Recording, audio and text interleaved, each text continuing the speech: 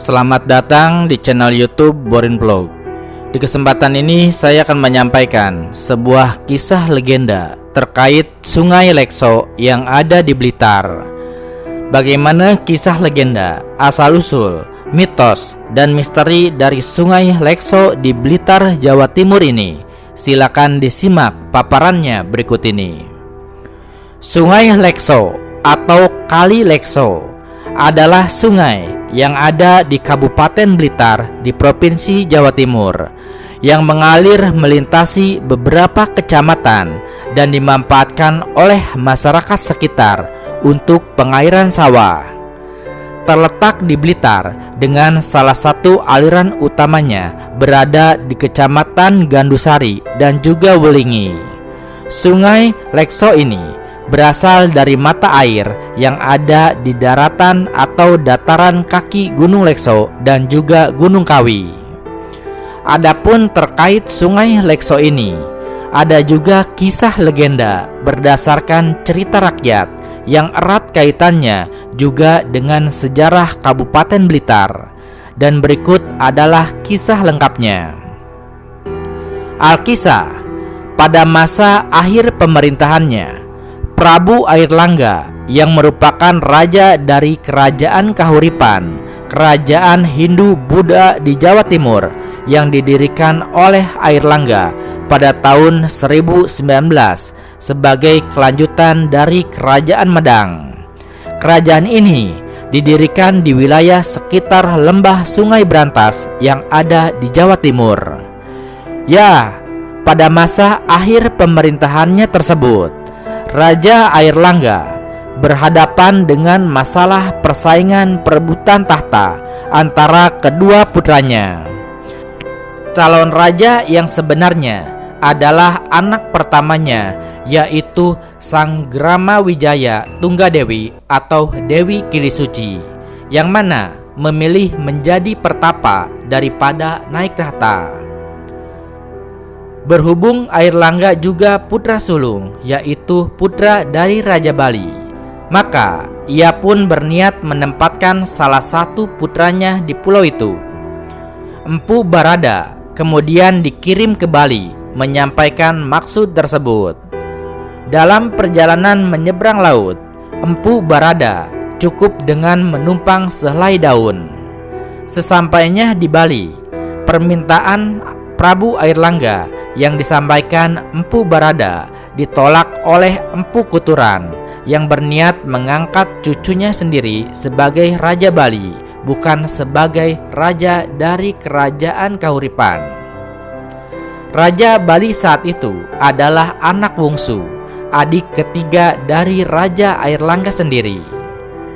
Hingga pada akhir November 1042 Masehi, Raja Airlangga akhirnya terpaksa membagi kerajaannya menjadi dua, yaitu bagian barat bernama Kadiri, beribu kota di Daha, yang diserahkan kepada Sri Samarawijaya, serta bagian timur bernama Kerajaan Janggala, beribu kota di Kahuripan, diserahkan kepada Mapanji Garasakan. Dalam Kitab Negara Kertagama, pembagian wilayah ini dilakukan oleh Empu Barada, tokoh sakti yang juga menjadi guru dari Raja Airlangga. Empu Barada menyanggupi permintaan Raja Airlangga dan melaksanakan titah tersebut dengan cara menuangkan air kendi dari ketinggian.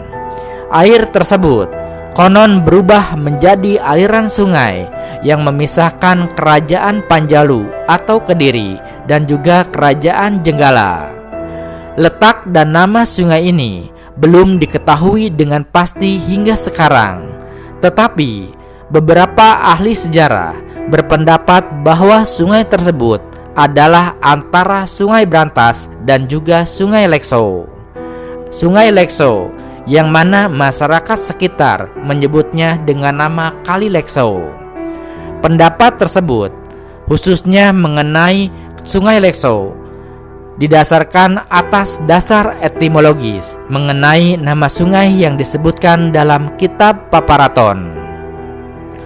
Perkiraan ini didasarkan atas tafsiran etimologis, kemudian diperkirakan menjadi Kali Aksa, dan akhirnya Lekso seperti yang kita kenal sekarang. Jika ini dapat kita terima, maka adanya Sungai Lekso yang ada di Blitar membenarkan peranan daerah Blitar sebagai daerah perbatasan antara Panjalu yang beribu kota di Daha atau Kediri, dan juga Janggala yang ada di Malang atau Pasuruan ke timur. Pendapat ini dapat diperkuat lagi oleh sebuah peta yang berasal dari abad ke-17 yang dilukiskan kembali oleh De Jong, yang mengatakan di sebelah timur sungai ini atau Sungai Lekso terbentang daerah Malang, dan di sebelahnya, tepatnya di barat, adalah daerah Blitar. Jika kita menelaah peta dan mengalihkan atau menerapkan kesan kita pada zaman yang lampau, maka akan tampak bahwa daerah Blitar merupakan lubang, dan satu-satunya lubang yang ada pada garis perbatasan alamiah yang memanjang dari utara ke selatan. Rawa-rawa Sungai Porong, Gunung Penanggungan, Gunung Welirang, Komplek Gunung Arjuna, Komplek Kawi Kelud, dan juga Gunung Kendeng Selatan. Ya, itulah kisah legenda asal-usul dari Sungai Lekso di Blitar.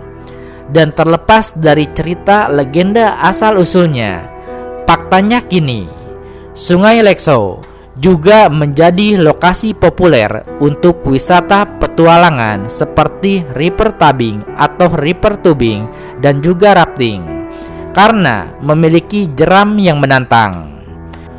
Ya, Sungai Lekso memiliki beberapa jeram yang menjadi daya tarik wisata, dan juga memiliki mata air sumber dangdang yang menjadi salah satu titik star untuk kegiatan river tubing. Di sisi lain, Sungai Lekso yang sebagian besar mengalir di Kabupaten Blitar ini juga dikenal karena riwayatnya sebagai jalur lahar dingin dari Gunung Kelud. Namun, seperti banyak sungai besar di Jawa, sungai ini juga diselimuti oleh beberapa cerita dan juga kepercayaan lokal. Sungai ini secara historis berfungsi sebagai saluran material vulkanik atau batu dan pasir yang melimpah dari letusan Gunung Kelud. Keyakinan lokal menyatakan bahwa sumber daya material di Sungai Lekso ini tidak akan pernah habis, terkait dengan aktivitas Gunung Kelud yang terus-menerus. Lebih lanjut, Sungai Lekso juga menjadi saksi perjuangan dari pasukan Pangeran Diponegoro. Dikisahkan dahulu dengan ditangkap dan dibuangnya Pangeran Diponegoro ke Manado atau Pulau Celebes oleh penjajah Belanda pada tahun 1830 Masehi. Semua pendukung setianya akhirnya bubar dan melarikan diri ke arah barat dan juga ke arah timur dengan menyamar sebagai petani, pedagang kecil, mubalig, dan lain sebagainya dengan nama samarannya masing-masing. Dikandung maksud agar penjajah tidak mengenal mereka. Di antara prajurit pendukung Pangeran Diponegoro yang melarikan diri ke timur adalah Ki Ageng Pandanrewo dan juga Ki Tugusari. Beliau berdua sampai di Kabupaten Blitar, tepatnya di sebelah timur Sungai Lekso. Pada waktu itu, daerah ini masih berwujud hutan belantara. Dengan seizin Kanjeng Bupati Blitar, beliau akhirnya membuka atau membabat hutan tersebut, yang mana dengan dibantu rakyat yang ingin membantunya, yang ingin ikut menempati apabila nantinya menjadi ladang dan juga hunian. Kebetulan di bagian utara hutan banyak tumbuh rumput beringin, dan di bagian tenggara dan juga selatan banyak ditumbuhi pohon nangka. Atas dasar banyaknya rumput tersebut, maka lahan yang baru dibentuk itu diberi nama Desa Wulingi oleh Ki Ageng Pandanrewo. Kemudian guna dapat mencukupi kebutuhan pangan dan lain sebagainya bagi warga. Ki Tugusari bersama-sama warga akhirnya membangun jalan, sawah, ladang, sungai, dan juga parit. Adapun sungai yang dibuat di bagian timur dikenal dengan nama Sungai Dawuhan, sedangkan sungai yang sudah ada di bagian barat yang mana belum diberi nama akhirnya diberi nama Sungai Lekso, dan masyarakat yang bermata pencaharian petani sehingga dinamai Wlingi Krida Martani. Ya, adapun kenapa kemudian kala itu dinamakan Sungai Lekso?